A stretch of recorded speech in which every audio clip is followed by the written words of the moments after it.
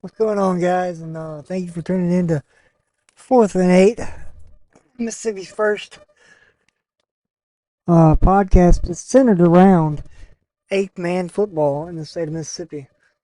Um, this first episode isn't going to be very long. I've only recorded, I've only interviewed one coach so far, and but it'll give me a starting point on where to lead you guys. So here we go, and I appreciate you for tuning in. I hope you enjoy the show, and I hope I see you as a return listener. What is eight-man football, you may ask? Eight-man football is just like 11-man. It's just played with three less players. It's typically for smaller schools that have difficulty um, having enough players to reach to make an 11-man team.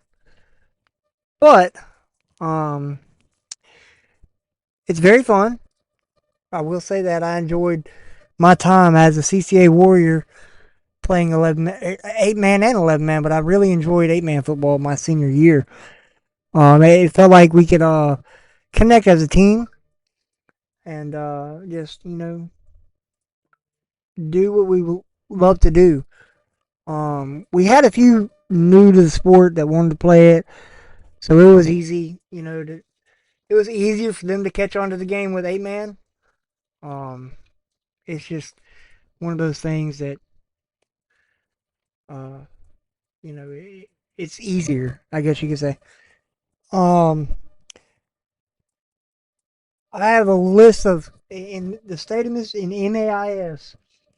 There are 32 eight-man football teams. What does that mean? That means there's going to be a lot of interviews being done. There's going to be a lot of uh, talking to coaches and score updates and this, that, and the fifth. What I plan to do with this podcast is I plan on um, interviewing coaches, former coaches, athletic directors, even former players and of 8 man football, and see what where this road takes us. Um, my time at CCA was very uh, I don't know how to put it. It was very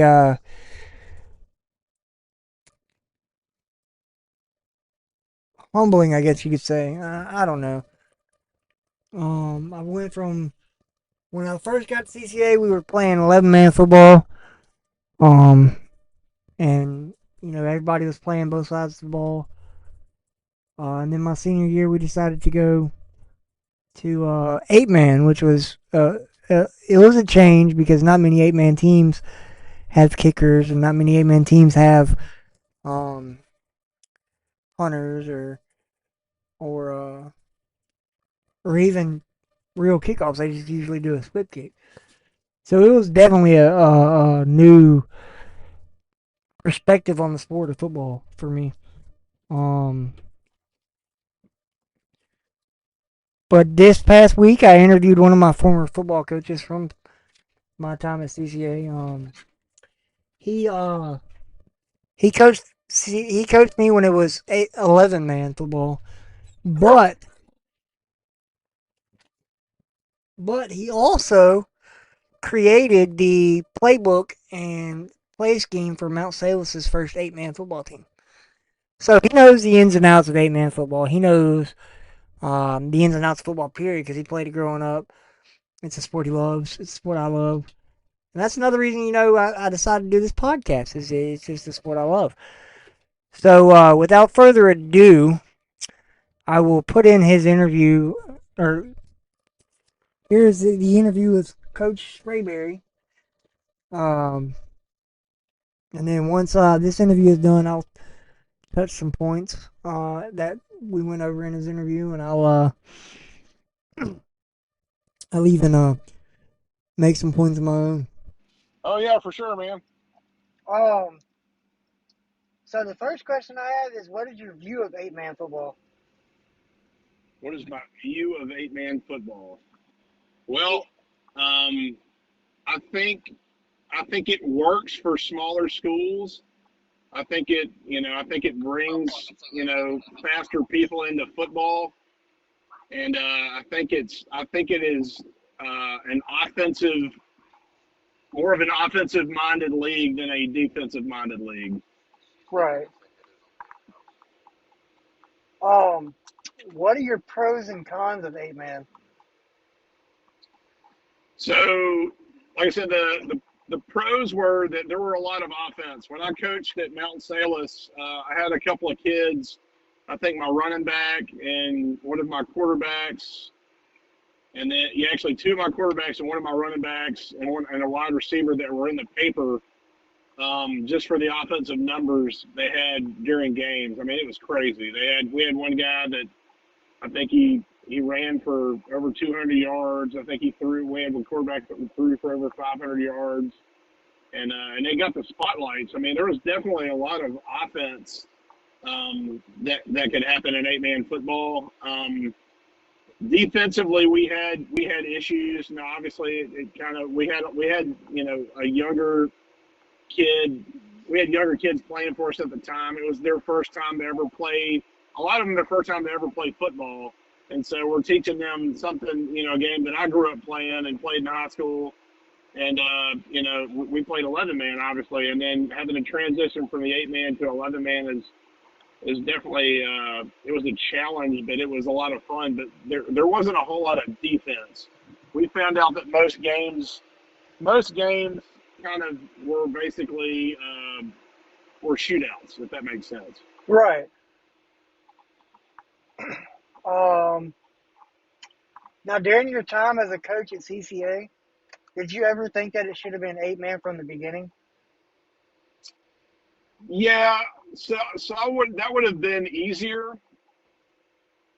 It would have been easier for me, obviously, because I was used to. I just, I'm the one that I created the offense for the first season of 8-man at Mount Salus, and I designed it. It was a lot of fun. So yeah, obviously, I wanted to use that same offense, or even come up with a variation of it for CCA. But yeah, I think that probably would have been easier for them for us in the first season. Yeah, it probably would have been an easier transition because we had a say not a, I don't want to say it was an issue, but we had challenges where we had new kids that had never played the game, and we're having to basically teach them the fundamentals of football and all their positions. So Right. that was a challenge, but it was but I mean, looking back, it probably would have helped if we would have started with 8-man instead of 11. Yeah. How hard was it having all your players play both sides of the ball when you when you were coaching for CCA? So it wasn't as bad then because I don't know if you recall, it was the first year we had CCA. The first year CCA had football, it was just a junior high team, Yeah.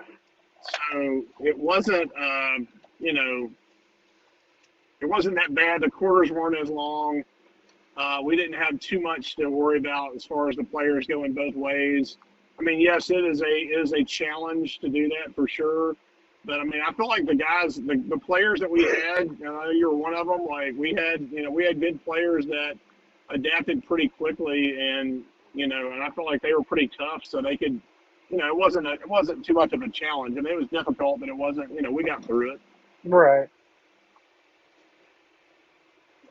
In your personal opinion, is it easier, harder, or about the same making a playbook for 8-man over 11-man? Hmm.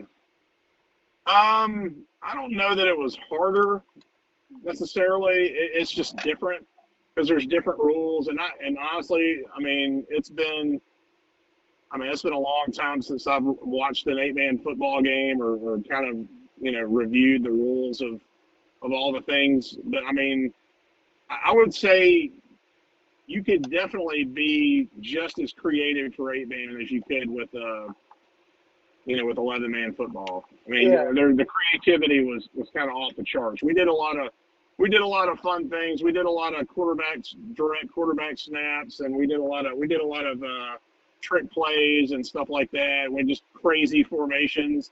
I think we had a formation where we could do a quads. We did a quads right and a quads left, and it was legal. It Yeah, didn't always work, but I mean, it was fun to try it because people saw it and were like, what are you doing? And right. we got a few first downs, and I don't think we ever scored from that formation, but we definitely were able to move the chain several times with it, and it just kind of threw people off. Yeah. So Now, do you prefer coaching 8 man or 11 man?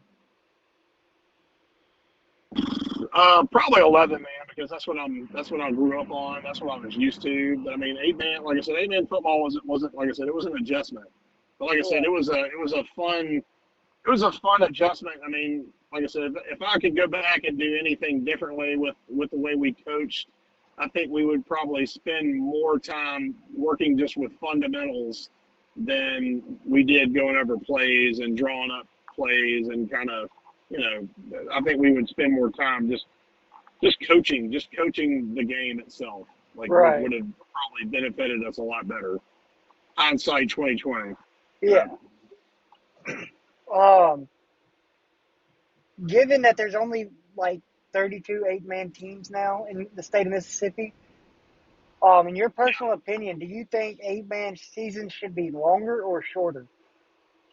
How many are they still 10 games? Yeah. Yeah, I think 10 games is fine. I don't have a problem with that. I don't see any reason to change it. And then, if given the opportunity, would you go back to coaching an 8 man school? I've had the opportunity. I mean, sure. I mean, it would. I think it would be a lot of fun.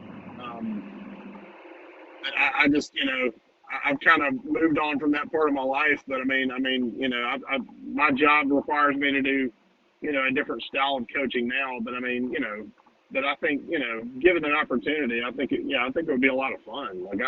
I thought, like I said, 8 man football was fun to watch on the offensive side. Defensively, it was kind of a nightmare. But I mean, if you had kids that had some good fundamentals and were built strong and were built, not that we weren't, like I said, we had a bunch of kids that were new to the game. It probably would have been a little bit different, but I mean, it's definitely like an offensive minded game, and that's just my opinion. Right.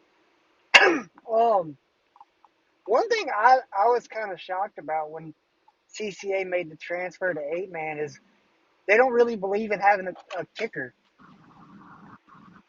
Right, Like, there's no extra points, there's barely any punting, and the kickoffs are pretty much little squid kicks down the middle of the field. right, yeah. Is there a specific reason why they, like, a lot of 8 man schools don't have a kicker? Ooh, uh, I couldn't tell you exactly. Like I said, it's been years since I've really kind of paid attention and been in that coaching world, and like I said, I've been out of it for so long. Right. Um, I mean, I definitely see the needs. I mean, I feel like a kicking game is important to to definitely to 11 man football. Is it the end all be all? No. I mean, is it a difference maker? Yes. But I mean, I think I feel like to be honest, we went when I was in 8 man football. We went for it on fourth down a lot Yeah. because we didn't have much of a our kicker Steven was a jack of all trades. He played both sides, and I think he kicked too. But he wasn't the most skilled kicker, and that's okay. Steven did great at other things. But Right. when we needed him to punt or kick, he could do it. When he needed to. But am I going to rely on that to get us points? Not necessarily. Now, the one thing I thought was pretty funny when I was, CCA transferred to 8 man my senior year. Right. Um, and when we went up against a lot of the 8 man teams, they were kind of, because my thing was kicking, punting, and field goals. Right. So it was kind of funny to watch them scramble on the field when we lined up for a punt or when we lined up for a field goal. And then when I was kicking them out of the back of the end zone, they didn't really know what to do. Right. Right. Yeah. I guess you I could can, say I can it. imagine. it's like when being a submarine pitcher in baseball. You Yeah. know, the coaches hated going up against it, and some of the players probably did too. Yeah, it's just it's a different kind of philosophy of how you approach it. Right. That was Coach Matthew Sprayberry from my time at CCA, but before CCA, he was a coach at Mount Salem Christian School here in little old Clinton, Mississippi. Um, a few things that he mentioned was, it, like I was saying earlier, 8 man is an easier way to learn the game. Um, do I prefer to play 11 man? Yeah, I do prefer to play 11 man. I don't understand, why. One thing about 8 man I don't get is, and this is what I was getting at, is why do they not get as much college recognition than 11 man? That's going to be a question I ask several coaches that I interview.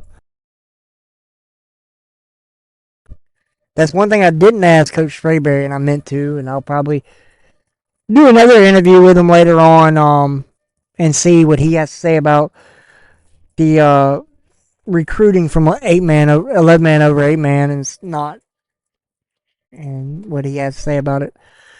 Um, it's I believe this is gonna be a fun little ride for us. Um, if you like football, you'll enjoy this podcast. Like I said, I'm interviewing 32 teams, coaches, former athletic directors, former players, athletic directors, former coaches, and all kinds. Um, so thank you for tuning into the very first episode of Fourth and Eighth podcast. I hope to see you next week on the episode where we interview our first school of the season. And I believe I'm going to do 3 schools next week. Or I'm going to try to.